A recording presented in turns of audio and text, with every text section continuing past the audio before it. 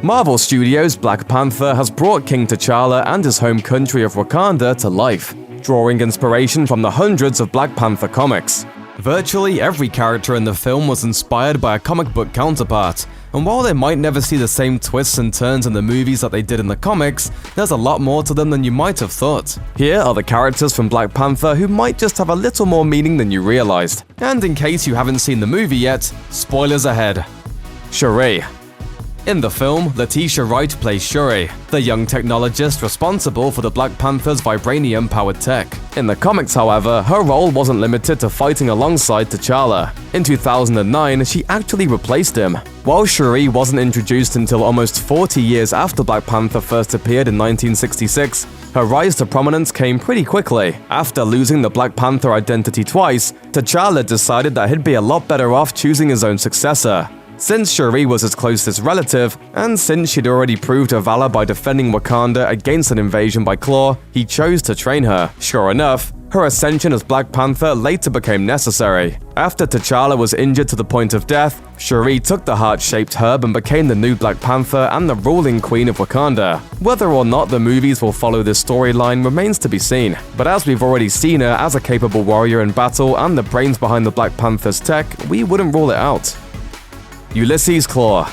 Despite being the character who links Black Panther to the earlier installments of the MCU, Ulysses Klaue, as played by Andy Serkis, isn't exactly the major villain of the movie. Instead, he makes his exit about halfway through, a red herring that works so well because in the comics, Klaue is one of Black Panther's most enduring arch-enemies. Like the version in the films, comic book Klaue wasn't a moral arms dealer with a keen interest in vibranium, and even sported the sonic arm cannon in place of his left hand. The big difference, though, is that his abilities didn't stop there. In a desperate attempt to gain superpowers that would make him the equal of the Fantastic Four, Klaue transformed himself into a being made of living sound waves. Klaue became a supervillainous career that saw him battling against the Fantastic Four, Daredevil, and Black Panther, forming a hatred that would see him amassing an army of supervillains to invade Wakanda. The question is whether the movie version of Klaue will make a return in a form that's closer to his comics counterpart. As good as Serkis is in the role, and as nice as it is to see his actual face for once, you don't hire the world's most famous motion capture actor if you're not planning on turning him into a being made of pure sound. M'Baku.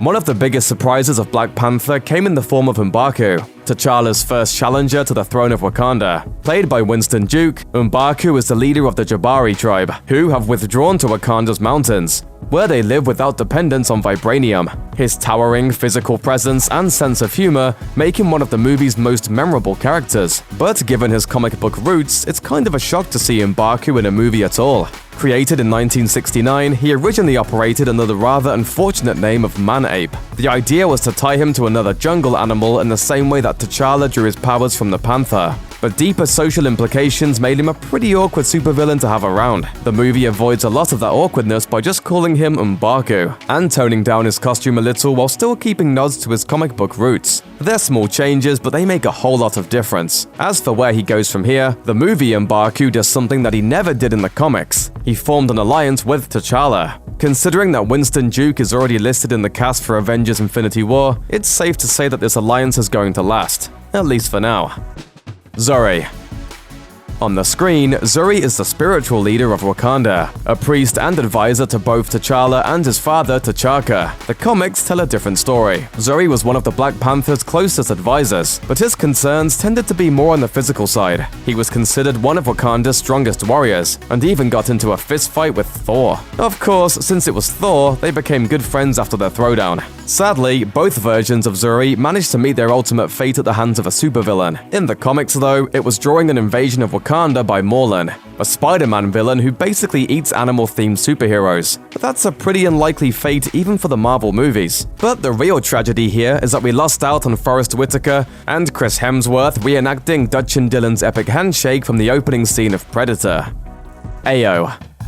Of all the characters in Black Panther who deviated from their comic book roots, Ayo, played by Florence Kasumba, was the one who sparked a minor controversy. In the MCU, she's one of the Dora Milaje, the order of potential wives in training who also serve as Wakanda's security forces. But not much more. In the comics, however, she became one of Marvel's most prominent LGBTQ characters shortly after being introduced. Her lover, Nakia, started out as a combat trainer, forming a tense relationship that developed into much more. Unfortunately, Nakia was convicted of a crime, and while Ayo pleaded with the reigning queen to spare her life, it didn't work. Instead, Ayo broke her out and the two became vigilantes in Wakanda known as the Midnight Angels. While Ayo's orientation was only hinted at in scenes that were ultimately cut from the film, her story did take center stage when Marvel launched Black Panther: World of Wakanda, with the first arc focusing on Ayo and Anika's history. Nakia.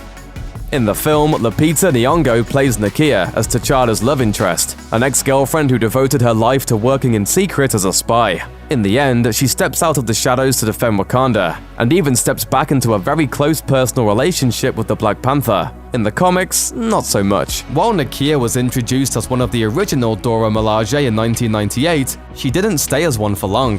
T'Challa's interest in the Dora Milaje was purely ceremonial, but Nakia harbored an infatuation with the superheroic king that grew to the point of obsession, causing her to attempt to murder the Black Panther's former girlfriend, Monica Lynn. Nakia was dismissed from his service, and eventually re-emerged as an enemy named Malice. It seems unlikely that the MCU's Nakia will follow that path, but it's a lot easier to believe that something might drive a wedge between Nakia and T'Challa to make drama in a future film. After all, since they're broken up at the start of the movie, it's something that's happened to them before. Thanks for watching. Click the looper icon to subscribe to our YouTube channel. Plus, check out all this cool stuff we know you'll love too.